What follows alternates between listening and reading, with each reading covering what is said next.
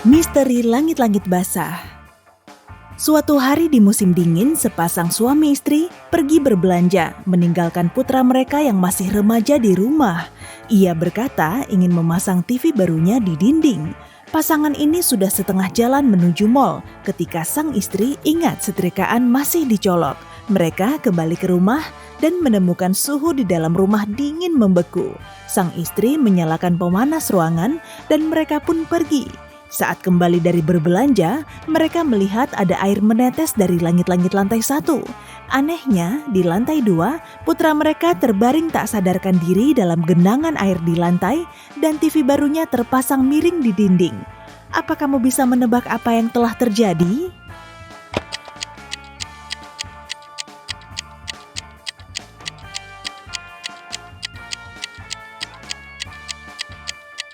Pemuda malang itu membawa sebongkah es besar ke lantai atas dan berdiri di atasnya ketika memasang TV. Dia mematikan pemanasnya agar es tetap membeku. Tapi ketika ibunya menyalakan pemanasnya kembali, bongkahan es itu pun meleleh sehingga anak lelaki itu terpleset dan jatuh. Kode angka.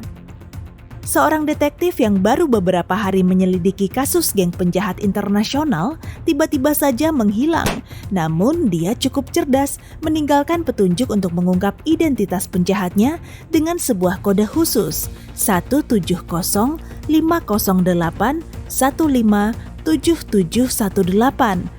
Ada 3 tersangka utama, John, Bill, dan Adam. Bisakah kamu memecahkan kode sang detektif dan membantu polisi menangkap penjahat yang sebenarnya?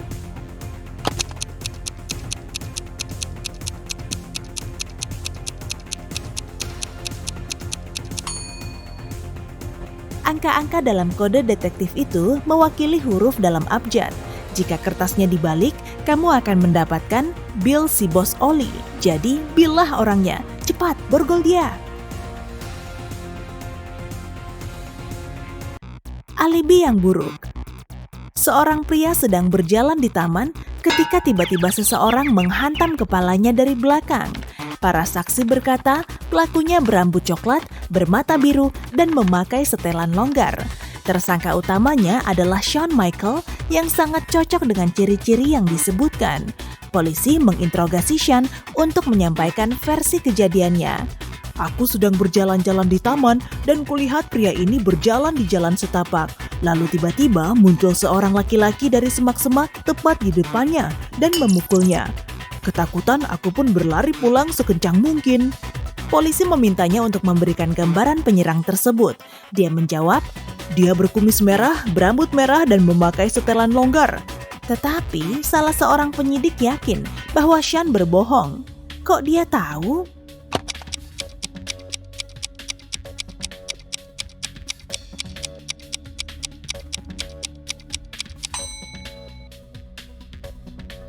Shawn mengatakan bahwa penyerangnya muncul di depan pria tersebut.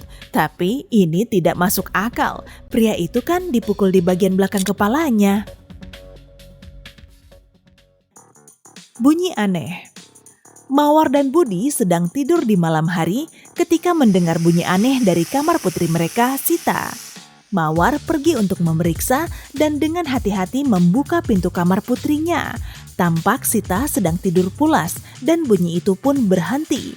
Malam berikutnya hal yang sama terjadi lagi dan pagi harinya Mawar menemukan kulit ular tergeletak di bawah tempat tidur Sita.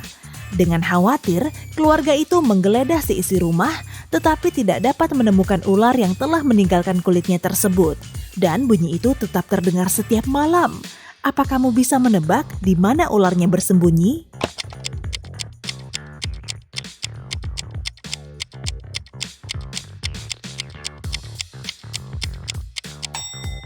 Di dalam dinding. Di malam hari ketika keadaan sunyi, ular itu akan merayap keluar melalui celah di dinding. Tetapi ketika semua orang terbangun, ia bersembunyi di dalam pipa dan di antara papan lantai kayu. Cucu perempuan yang ceroboh. Siti pergi ke apotek untuk membeli obat bagi neneknya. Apoteker melihat resepnya dan menyerahkan 4 pil yang serupa tapi tak sama. 2 untuk tekanan darah, dan 2 lagi untuk kaki neneknya. Dia mengingatkan Siti bahwa neneknya harus minum sebutir dari masing-masing jenis pil beberapa jam sebelum tidur. Gadis itu mengangguk dan memasukkan pil tersebut ke dalam tasnya. Ketika sampai di rumah, Siti menyadari kesalahannya. Ada 4 pil yang sangat identik dalam tasnya yang semuanya bercampur jadi satu. Tapi, tepat ketika waktunya sang nenek minum obat, Siti sudah dapat jalan keluarnya. Apa yang dia lakukan?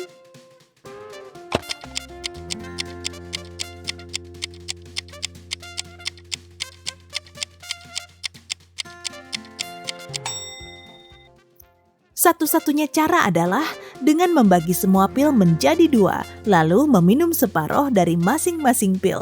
Dengan begini, sang nenek pasti minum obat yang tepat. Masalah ayam. Neneknya Siti, Siti yang tadi, punya 3 ayam betina yang mengeluarkan 3 butir telur dalam 3 hari. Ketika Siti mengetahui hal ini, dia berpikir, mungkin bisnis telur bagus juga. Oleh karena itu, dia membelikan neneknya 12 ekor ayam lagi dari jenis yang sama. Siti tidak sabar untuk mendapatkan untung. Siapa coba yang bisa sabar? Sayangnya, Siti tidak begitu pandai berhitung. Bisakah kamu membantunya mengetahui berapa butir telur yang akan diperoleh neneknya dalam 15 hari mendatang?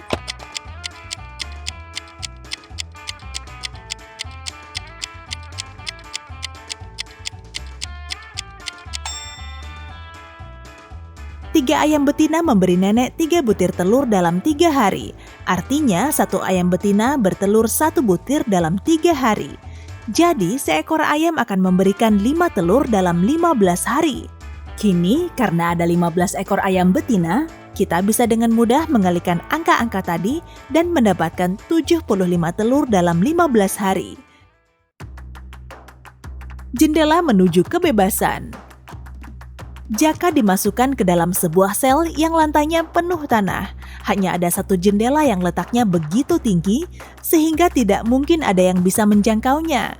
Tidak ada apapun dalam sel tersebut selain sebuah sekop. Udaranya kering dan panas, tapi tampaknya Jaka tidak akan segera mendapatkan makanan atau minuman. Dia hanya punya waktu 2 hari untuk keluar dari selnya. Menggali terowongan paling tidak butuh waktu seminggu. Bagaimana caranya dia bisa melepaskan diri?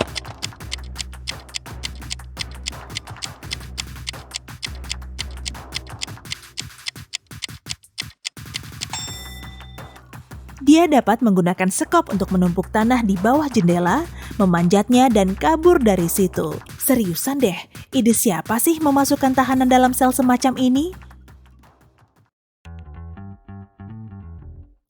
Kembali ke sekolah. Di hari pertama tahun ajaran baru, seorang guru geografi menghilang. Polisi punya 4 tersangka. Mereka adalah tukang kebun, guru matematika, pelatih olahraga, dan kepala sekolah. Sulitnya, mereka semua punya alibi. Tukang kebun sedang memotong semak-semak. Guru matematika sedang mengadakan ujian tengah semester. Pelatih olahraga sedang bermain basket. Kepala sekolah sedang berada di kantornya bersama orang tua murid. Terlepas dari alibi ini, pelakunya segera ditangkap. Apa kamu bisa menebak bagaimana polisi memecahkan misteri ini?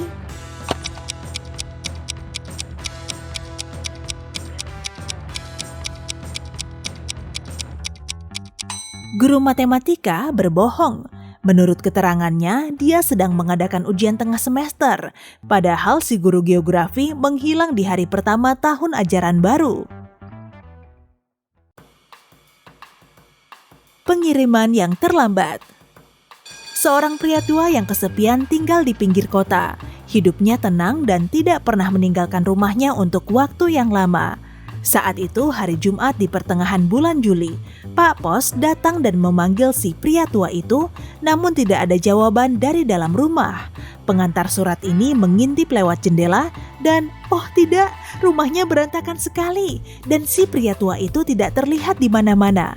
Saat polisi tiba, mereka menemukan sebuah surat kabar edisi hari Selasa, 2 botol susu hangat dan 1 botol susu dingin.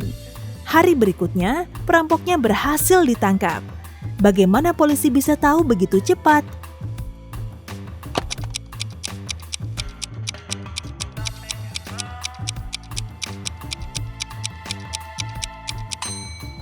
Pelakunya jelas si pengantar surat. Dia tahu bahwa tidak ada seorang pun di rumah tersebut yang akan membaca koran di hari Rabu maupun Kamis. Itu sebabnya dia baru datang di hari Jumat. Ada ikatan kimia di antara mereka. Seorang ahli kimia terkenal menghilang. Tidak ada bukti yang ditemukan kecuali selembar kertas bergambar ikatan kimia. Pada hari dia menghilang, ahli kimia ini dikunjungi oleh 3 orang, Maria istrinya, Nicholas keponakannya, dan Johnny temannya. Polisi melihat kertas petunjuknya dan langsung menahan pelakunya.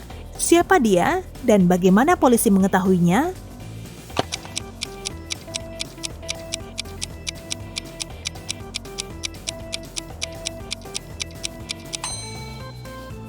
Pelakunya Nicholas, keponakan si ahli kimia. Jika nama-nama unsur kimia pada kertas itu dirangkai, kamu akan mendapatkan namanya, NiCoLAS. Mobil yang tak tersentuh. Seorang pria ditemukan pingsan di dalam mobilnya. Polisi menemukan sebuah batu di dekat pria itu dan kepalanya jelas telah terhantam batu tersebut. Tetapi jendelanya utuh dan pintu-pintunya terkunci. Bagaimana seseorang bisa melemparkan batu ke dalam mobil tersebut tanpa merusaknya?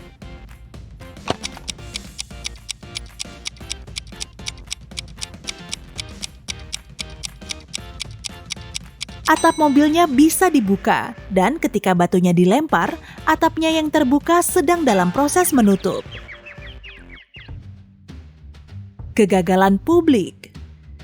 Sebuah kota sedang menghadapi masalah besar. Sekolah, hotel, dan transportasi umum tidak beroperasi karena aksi mogok yang telah berlangsung selama beberapa minggu. Suatu malam, seseorang memukul kepala wali kota, sehingga beliau harus dilarikan ke rumah sakit.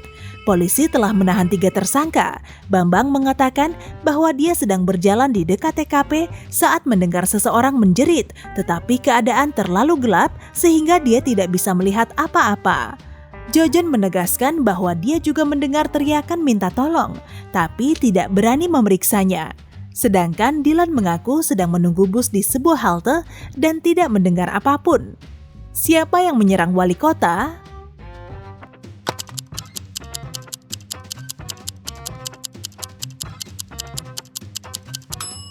Dylan.